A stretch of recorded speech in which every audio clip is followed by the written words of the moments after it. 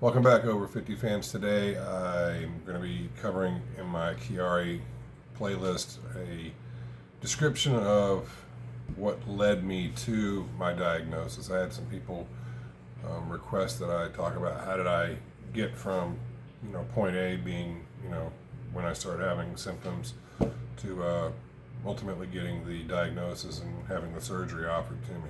So time frame starts about October 2019. I started getting dizzy spells once a month. I'd basically be walking 15-20 feet, and then all of a sudden it felt like my legs got 2 or 3 steps ahead of my brain, and I'd have to grab a hold of something until the dizzy spell went away, which was only a couple of seconds. So I just figured, well, maybe I stood up too quick and didn't I'm over 50, so maybe it's something like that, no big deal. So I kind of blew it off. Then the dizzy spells started happening, let's say once every 2 weeks. And then it started happening once or twice every couple of weeks. Then it was 2 or 3 times every week. And then that progressed to, multiple times a day. And finally, the sort of the straw that broke the camel's back that made me really start, searching was about March of 2020, when the pandemic started. I was working from home and I was talking to my wife in the kitchen, and I took a couple steps, and I guess I had a pretty serious dizzy episode because I ended up sitting on the floor, and that was the first time that had actually happened. So my wife was like, "What's the matter? Are you okay?" So I explained, this had been happening since October, and she wasn't too pleased about that. So I made an appointment with my primary care physician, and he wanted me to check my blood pressure as soon as one of these things hits, if possible, immediately right after it happens, or as soon as the dizzy spell is gone, slide the cuff on and check. So I would do that, and I was able to be successful and check my blood pressure after several episodes, and the blood pressure didn't change. There was no change in it. So that was kind of a hit and a miss. So my primary care physician suggested I go see a neurologist. So the next step was go see the neurologist, sat down, explained to him what was going on. So he had me come back in for an EGG.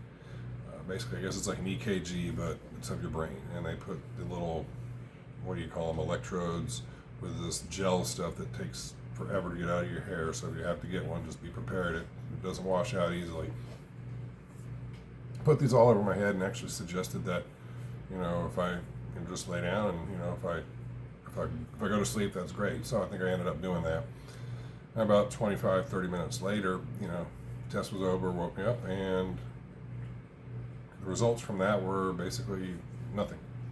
Nothing stood out, couldn't find anything wrong. So basically that was a strikeout. So my primary care physician tried to get me into a neurosurgeon, and that took forever because the neurosurgeon that he wanted me to see, I started calling him, I guess this was December of December 2020, and I started seeing him, or started calling, trying to get in to see the neurosurgeon, and he just kept getting an answering machine. And this happened for actually it's probably more in November. It was around right before Thanksgiving. So, into the first week of January, still couldn't get in. I kept getting this message. So I called my primary care physician back, and I said, "Look, they're just not answering. I keep getting this automated message." So they made a call on my behalf and said that I should be able to give them a call back, and it shouldn't be an issue. So I called back, got the message again. It really kind of irked me, but I was like, okay, I'll wait a couple days, call back again. Called, got through, and met with a neurosurgeon, and he said that I really needed a MRI of my brain. I have a spinal cord stimulator, so I can't, have an MRI. And I told the doctor, I said, I prefer not to end up like a pulled pork sandwich, because I've got the spinal cord stimulator. I'm in an MRI, it's going to rip me to shreds. So he said that they can do MRIs of just my head, which is all he really needed, and just so happens that my spinal cord stimulator allows me to have MRIs of my head. So they did an MRI of my of my head, and I found out that I had a Chiari malformation. Now, I didn't know this until the doctor's office brought me back in, but when they brought me back in as quick as they did, I had the MRI late on a Friday afternoon, and I got a call Monday morning, and they were basically asking me, it was almost kind of like the reverse, like when you call and ask what's the first available appointment, they were calling me, asking me how quickly could I get in. So that kind of led me to think that there was something wrong. And in the video I posted last night, or we posted last night, we discussed what happened when we met with the doctor. But that's basically what led to, or that's when this whole situation started for me, and that's how everything progressed to where I finally was able to meet the neurosurgeon. And long story short, because like I said, I covered this in a previous video, he referred me to the Mayo Clinic, and the Mayo Clinic, they did another MRI, and they did a myelogram, which after you have the myelogram, the headaches you're even going to have more headaches than what you had before.